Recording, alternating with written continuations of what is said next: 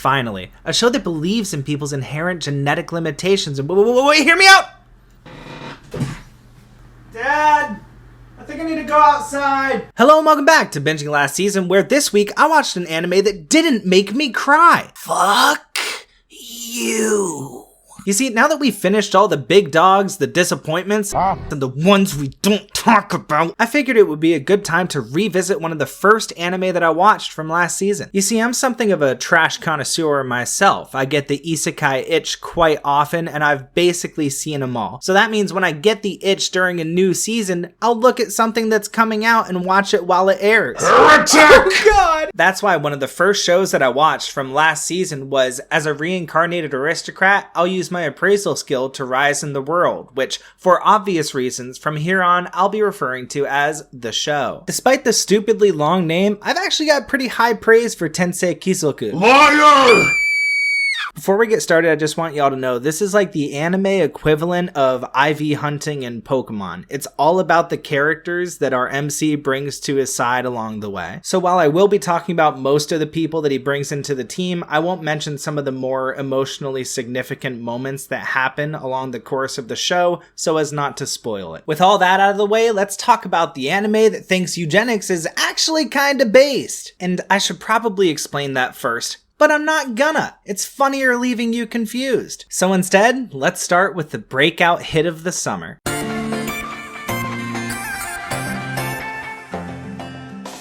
Now, I'm not playing any more of that because I don't want to get copyright cucked, but that sounds like a track by Justin Bieber. The rest of the track isn't the best, but that hook is good enough that I did watch the intro a few times, so I guess you could say it was pretty good. Alright, now let's talk about the part that really matters. This fucking haircut, bro. What the fuck happened to your head? You need to go to your barber and take his life as repentance. Seriously, if the same person that cuts your dad's hair cuts your hair, that guy fucking hates you. Speaking of which, look at this fox. Fine, I'll talk about it. So the main character's name is Ars Lovent, and for the purposes of making fun of him and his stupid hair, I'm gonna call him Lars. Now, Lars of the Mohicans has this ability, Appraisal, which lets him see people's current abilities and their latent talents. Essentially, it shows him what level they're currently at and what level they're possibly able to get to, represented by numbers. And like me, you might have a few questions at this point, like,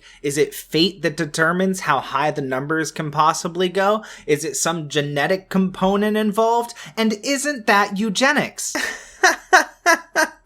Shut up. But Lars NCL isn't actually that strong himself, so he needs to collect a veritable menagerie of comrades to help bolster his weaknesses. Unlike his dad, who fucks. This guy fucks. The man you are looking at on your screen fucks probably more than you do. And he's a fictional character. He can't actually fuck, but he does. But his sexy dad is not always going to be around to help him, so he needs to find some talented people. Like literal murder hobo Reitz, who embodies both the words murder and hobo at different points in the series. You know, it's funny, he's actually a Malkin, which is a different race from most of the people presented in the show, and at some point they actually look down on him because they think he's genetically inferior because he's a Malkin.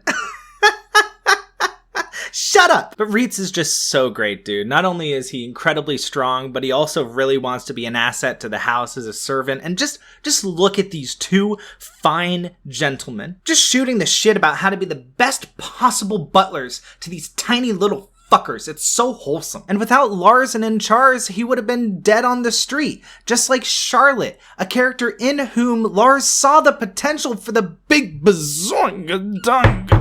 Dad, not now! Apart from that, there's political intrigue, some things occur, and that's about it. This season is mostly about 30 seconds to Lars collecting his team and recruiting new talent into his domain. In terms of complaints, I've got a couple. There were some moments where some of the numbers that were on screen didn't make a lot of sense to me. The longer I paused and looked at them, the more I was pretty confused, and none of the action scenes, none of the fights really hold up to snuff for the industry standard at this point. There's just nothing too exciting about them, which doesn't matter in this season because, like I said, this season is all about collecting the Pokemon, right? But going forward, the show is going to have to pick up at some point. If we spend another season next time around, when hopefully it gets renewed because I enjoyed it a lot, if next time around we're spending even more time meeting more new people and there's not really a lot of action going on, then at some point you're going to say, you know, we've got all these people, but we got to do something with them. Otherwise, this is just kind of boring. So that's my really strongest complaint, is the anticipation that season 2 might not be as good. Look, I might be swept up in the excitement just because of how much I enjoyed it, and maybe it's getting a little bit of isekai buff. It's very possible, but I gave Tensei Kizoku a 9 out of 10. I thought it was really fucking good. I might regret that eventually. I might come back and look at this and say I was brain dead. It's an 8. I don't think it would go lower than an 8 though. Again, a lot of this depends on season 2. If season 2 comes out and it's bad, then I'm going to regret giving this such a high score. But if season 2 is good, then this might become one of my favorite anime of all time. And I guess here I'm just banking on season 2 being good. I mean, is that unfair? Shut up. FBI, open up!